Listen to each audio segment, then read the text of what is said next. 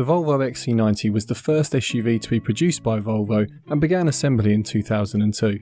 The first generation would continue being produced until 2014 in most of the world, but would continue to be sold in China as the XC Classic until 2016.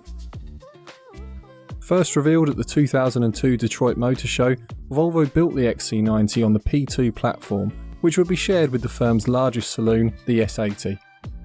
An SUV was built by Volvo after high demand from customers that wanted Volvo to bring their signature safety and rugged feel to the SUV market. Volvo weren't about to let other European manufacturers get a jump on them, with the BMW X5 being the only other vehicle of this size that was sold more on its presence and road handling rather than its off-road ability, unlike the Range Rover and Toyota Land Cruiser of the time.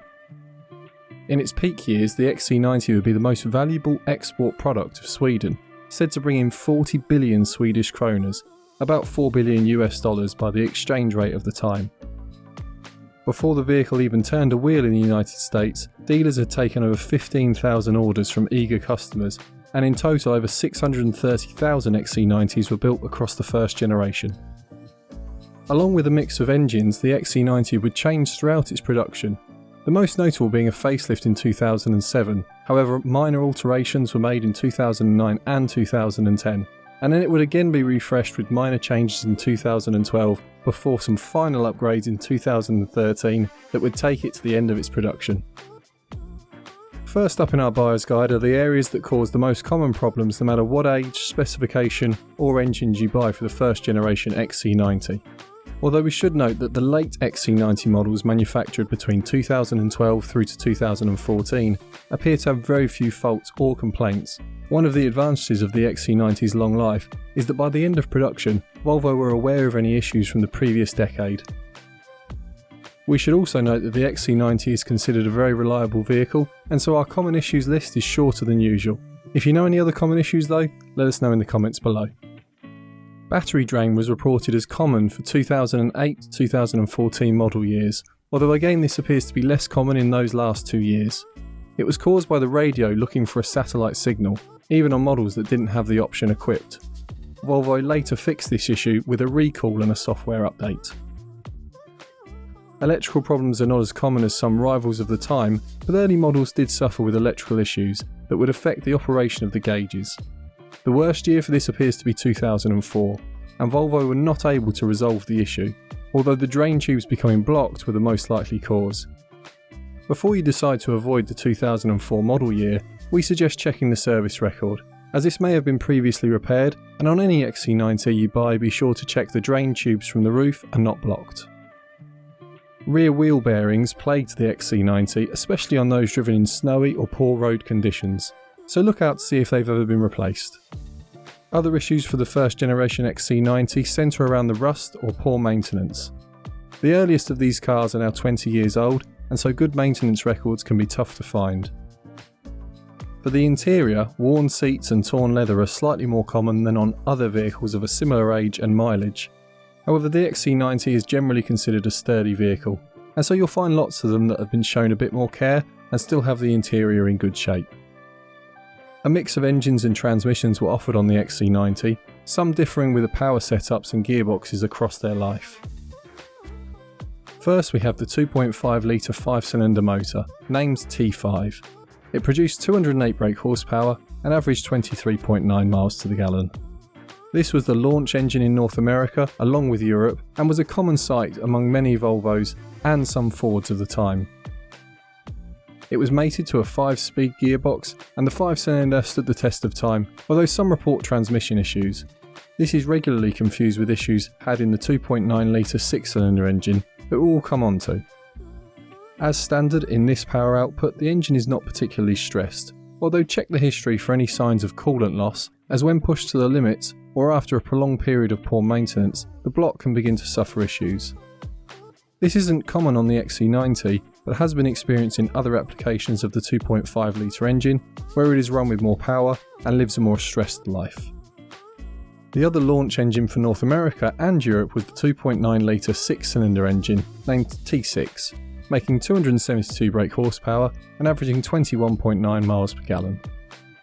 These were the more desirable engine at launch as they were more powerful and smoother to drive. However, today they are avoided, mostly due to the poor reliability and a gearbox that suffers failures. GM built the gearbox and Volvo modified it, but the 4-speed just wasn't up to the job, and some owners have reported failures as early as 60,000 miles, if not sooner. Most of these on the used market have either been meticulously maintained and driven lightly, or suffered a fault at some point in its history. Drive shafts are also known as a failure point, although it isn't clear if they are only affected on a particular period of production or was a wider issue. Some owners report that the gearbox failed due to a faulty drive shaft, and so looking at the T6 model, inspect the history for a repair or replacement of both. We rarely advise avoiding a model at the miles driven. Instead, we like to recommend the ones that are best to go for. However, with the T6 XC90, we have to make an exception and suggest you avoid this one unless it has proof of recent thorough maintenance to the running gear and gearbox, but even then there are better options. Next we have the 2.4 litre D5 diesel engine equipped from launch in some markets.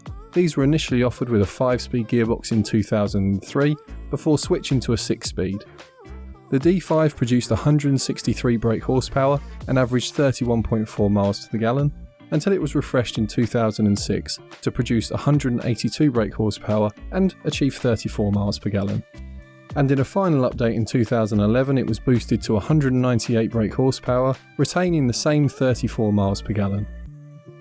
A very rare manual gearbox was available in some countries, but phased out in later years. Very early models with the 5-speed gearbox are best avoided unless on a tight budget, but the engine itself is a very reliable unit, with some recording over 300,000 miles of hard use for police forces in Europe. Injectors are the common issue for the D5 engine and can be costly to replace. Listen out for any hesitation on startup to identify if a car will need them sorting. And make sure you add it to the cost of your budget. Issues with the all-wheel drive system can occur, although if you buy an older vehicle with the system working, it is likely you already had this issue resolved and it isn't known as a recurring problem. The 3.2 straight 6 motor replaced the 2.5 5-cylinder during a 2007 update in North America. These produced 235 brake horsepower while averaging 24.6 miles per gallon. Overall, these can be considered very reliable motors without any issues common enough for us to mention. Finally, we have the most powerful engine fitted to the first generation XC90, a Yamaha produced 4.4 litre V8. Initially these made 288 brake horsepower, but were then upgraded in 2006 to make 311 brake horsepower. Early 2006 models may still carry the lower powered unit. Expect 20.9 miles per gallon and a limited number of issues. One being the transmission valve body on early models, however these appear to have been resolved between 2007 and 2008, so if you buy one of that age or newer, you shouldn't have an issue. Alternator failure and leaking seals and gaskets are the only other known issues, although depending on the country you live in, these could be expensive repairs due to the V8 not being particularly popular in many markets around the world, although they sold a respectable 40,000 units in the USA. Specification ranges throughout the years, however the S model are the most basic and useful for those buying with the XC90 as a second vehicle to drive through winter or who want the least number of issues. Otherwise, SE specification onwards is preferable. The SE was offered in a variety of derivatives, including the SE Lux, SE Sport and SE Lux Premium. From there, executive models add in subtle styling changes, and the R design is the sportiest looking model with larger wheels. For those wanting an XC90 that stands out, they should look out for the Ocean Race Edition. Built in 2005, only 800 were made in a one-off blue colour to commemorate Volvo becoming the main sponsor of an around-the-world sailing race in 2001, now called Volvo Ocean Race. As always, we have split our picks into two, although this time instead of budget, we have split the choice to the market that you live in. For countries with the 2.4 D5 engine, we recommend the model years between 2007 and 2010 if you're on a slightly tighter budget, and suggest paying less attention to the overall specification and instead target the best condition and maintenance record. Or a last 2013 or 14 R design model for those with a larger budget. For countries that were offered the 3.2 6-cylinder motor, we suggest those from 2008 onwards. The robust engine and reasonable power and fuel economy can't be overlooked, even though we would like to suggest the V8 model. Unless having top specification is important to you, the 3.2 is not only likely to be more reliable, but more affordable to run. If you think we've missed anything, please let us know in the comments. If you've enjoyed the video and would like to see more, consider subscribing to the channel.